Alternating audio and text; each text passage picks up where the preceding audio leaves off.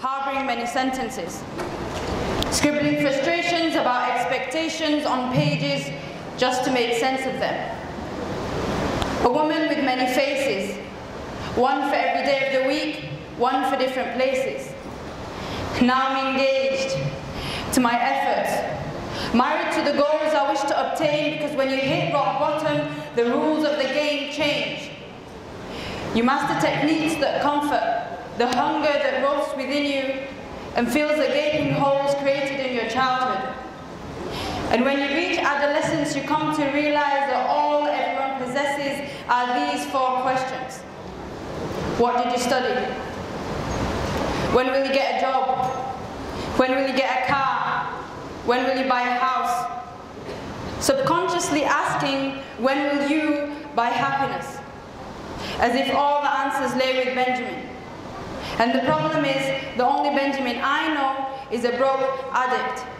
And I'm not the kind to let spare change define me. So I keep writing. Because to me, words unfold like notes, currency. And entangle the knots created to stop me from living my truth. Knots created by my very own people to separate me from life choices I'm entitled to. I wasn't created to be a doctor because even my thoughts bleed. My creativity is like an illness, and even psychologists see shrinks. I used to be a Sudanese woman of little words, harboring many sentences.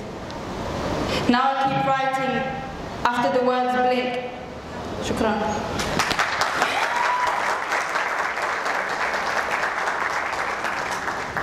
My name is Asma Albadawi. I was born in a small village, half an hour away from WadMedani. It's called Wad Al Hindi. When I was 1 year old, I moved to England with my mom and dad. And over there, I had a childhood that basically that was similar to my brother's. I didn't have to do specific things because I was a girl. When I played sports and my brother played sports, I played sports. When my brother and I had to do work in the kitchen, we both did work in the kitchen. So this is the kind of upbringing that I had, that even though I'm a girl, I'm going to do the same things that my brother did. So the first time I came to Sudan, I was 11 years old. And I remember I was playing, the kids were playing in the village, the boys. And then I went out and I tried to join in. And then my cousin came and she held me and she pulled me to the side and she said, "What are you doing? This is only boys play." So when I went back to England, this kind of idea came into my head that girls shouldn't do things. So in high school I played sports. I played netball, I played track and field. I did something similar to baseball, but the UK version. So I did these things and I went to after school clubs, and my parents used to bring me after school. They didn't mind me doing these different things. Once I finished high school, I decided that because I went to a Muslim girls' school, it's okay for me to play sports, but now that I'm a grown woman, I shouldn't نطط زي ما بيقولوا ناس our families. So I stopped playing, and then I went to university, and during my years in university, the first 2 years I was really depressed and anxious, and I wasn't enjoying myself, so I decided to learn a new sport. So after I decided this decision, I went to the sports hall and I found that they had women's basketball.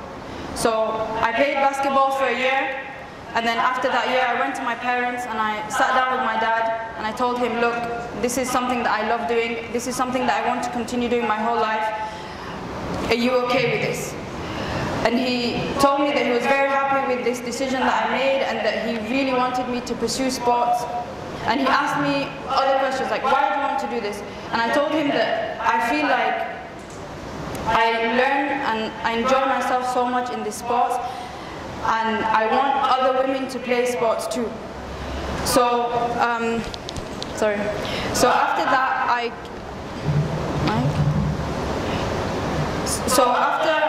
I spoke to my dad. I decided I was going to take basketball seriously. So I went and did my basketball qualification so that I can be a basketball coach. Throughout the years that I played basketball, I was able to travel to about 4 or 5 different countries. I was able to learn team skills.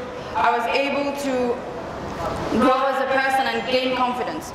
So in 2015, I decided that I wanted to pursue something that I always wanted to pursue, and that was writing poetry. I was writing poetry since the age of 8 years old, and I never shared with people. So I decided I was going to do this, and I entered a competition with BBC, and I won the competition, and then I was...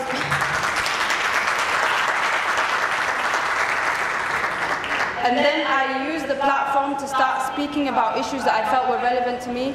Some of this was women in sports, some of this was women in general in our society. Some of it was about just being from Sudan, because I come every single year and I'm still learning about myself and my roots and my identity. So without the support of my family and their encouragement, I wouldn't have been where I am today. They've always supported my journey, and even when I was younger and I wanted to study, I almost went into engineering basically, or architecture, but then I spoke to my dad, and I told him that I don't want to be like everyone else. I don't want to do engineering, and I don't want to be a doctor. So when I had this conversation with my dad, he asked me why I wanted to, why the arts. So I told him that basically I like arts, I like to be creative, and I like to do all these different things where I'm expressing myself. So I ended up doing my degree in photography and video, and then I did a master's in visual arts. And now in my work as an artist and a poet, I combine all these three things: the sports, the visual arts, and the poetry. And I'm just going to end with one more poem. This poem is really dear to me because it reflects on the situation that we're in now, where a lot of women in Sudan especially, once they get married, it's like their personality from before is wiped away, they're forgotten, and I want to always preserve the identity that a woman had before she got married.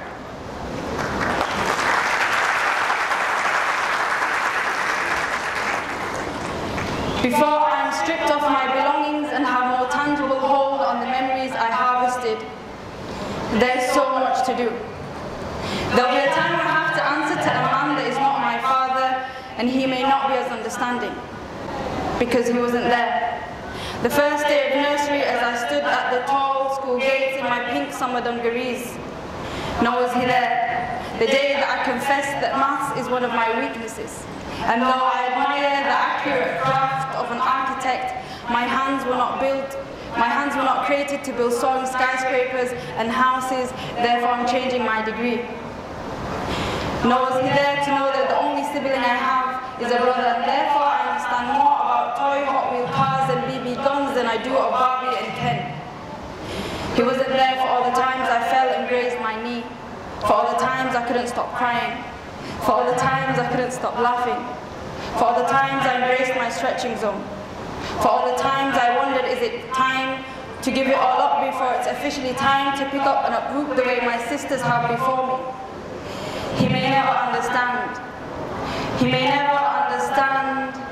He may never understand that my whole life I worked towards the woman I am today. The clothes I gave away have the remnants of my life sewed in them. The watches I wore tick between the chapters of my adolescence. The bags I carry me from one country to another. How is it that we erase the history of a woman as if nothing mattered before her wedding day? Sisters and daughters morphed into wives and mothers. With heavy hearts we are made to say farewell to our former selves. Shukran.